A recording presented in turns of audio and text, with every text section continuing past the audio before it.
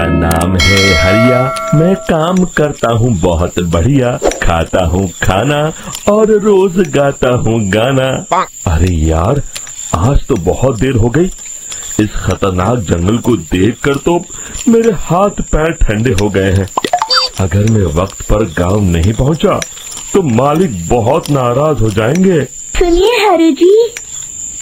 अरे, ये आवाज किसने दी? अरे भाई, ये औरत अकेली इतनी रात को इस जंगल में क्या कर रही है?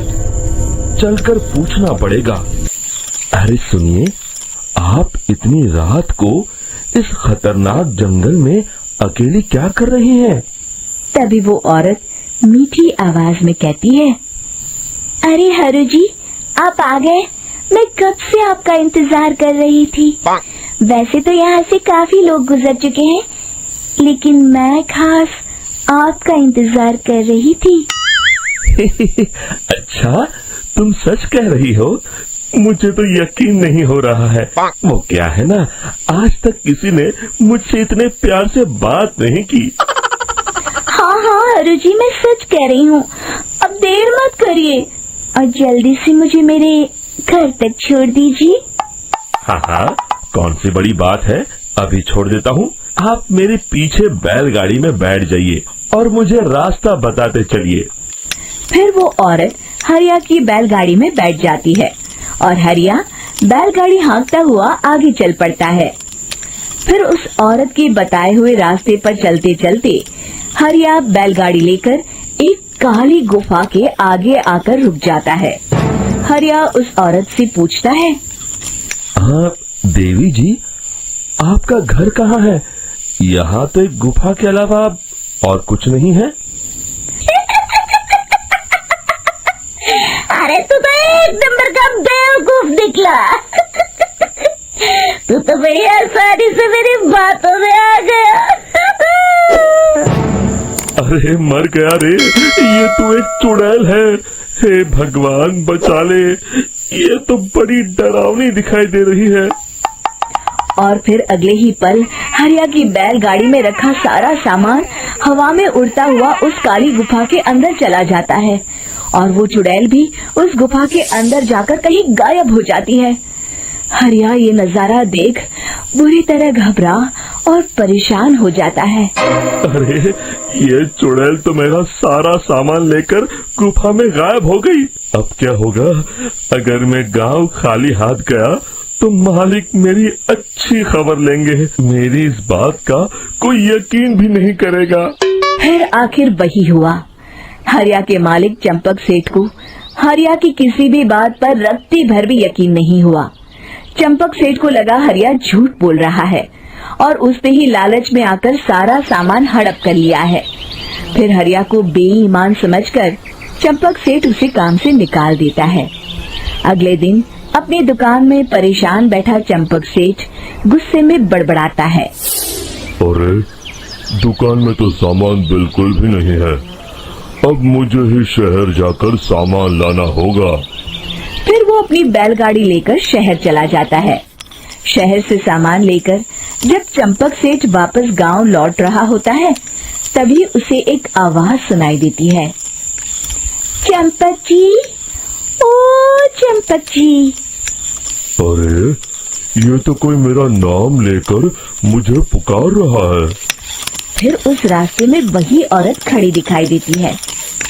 फिर क्या था, हरिया की तरह चंपक सेठ भी उस औरत के पास अपनी बैलगाड़ी लेकर जाता है और वो भी उसकी चिकनी चुपड़ी बातों के मुंह जाल में फंस जाता है। फिर चुड़ैल उसे भी अपनी गुफा तक ले जाती है और उसका सारा सामान लेकर गुफा में गायब हो जाती है। बेचारा चंपक सेठ लाचार होकर खाली हाथ गांव लौट आता है। फिर ये उस जंगल में रोज की बात हो जाती है।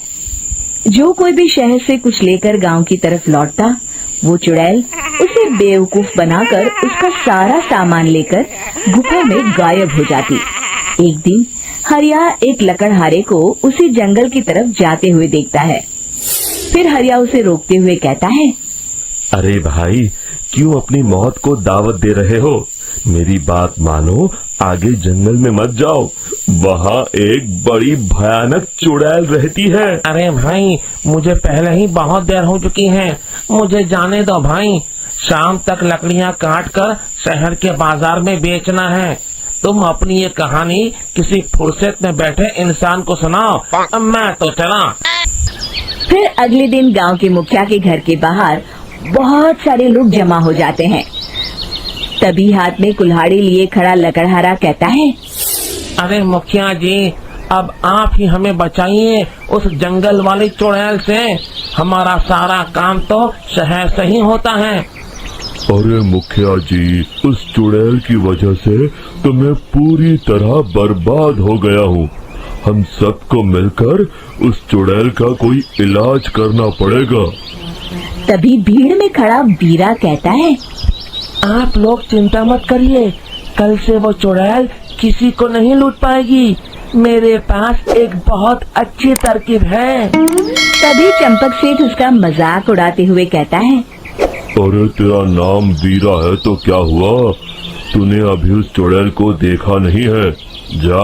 जाकर अपना काम कर, बड़ा आया। तब मुखिया जी कहते हैं, नहीं नहीं चंपक सेठ, मुझे लगता है हमें इस लड़के को एक मौका देना चाहिए। फिर सभी गांव वाले मुखिया जी की बातों से सहमत हो जाते हैं और वीरा शाम को एक बैलगाड़ी में कुछ सामान लादकर उस जंगल की ओर चल देता है। वीरा, ओ वीरा, कहाँ जा रहा है? अरे बहन जी, मैं आपको ही ढूंढ रहा था। देखिए, मैं आपके लिए क्या लाया हूँ। हैं? अरे वाह, तू खुद मेरे लिए इतना सामान लाया है। तू ही अकेला गांव में समझदार है। जरा देखो, मैं भी खोल के, बड़े भूख लगी है। जैसे ही चुड़ैल उस सामान पर से कपड़ा हटाती है, एक भगवान शिव की तेज रोशनी उसके अंदर मूर्ति से निकलती है और चुड़ैल अपने असली रूप में आकर जलने लगती है। अरे मैं जल रही हूँ, बचाओ! बचाओ! ओम नमः शिवाय, मर गई मैं! देखते ही देखते वो चुड़ैल राख के साथ उड़ जाती है और सभी गांव वाले भी वहां आ जाते हैं। शिक्षा बुराई पे सदा अच्छाई की ही जीत होती है।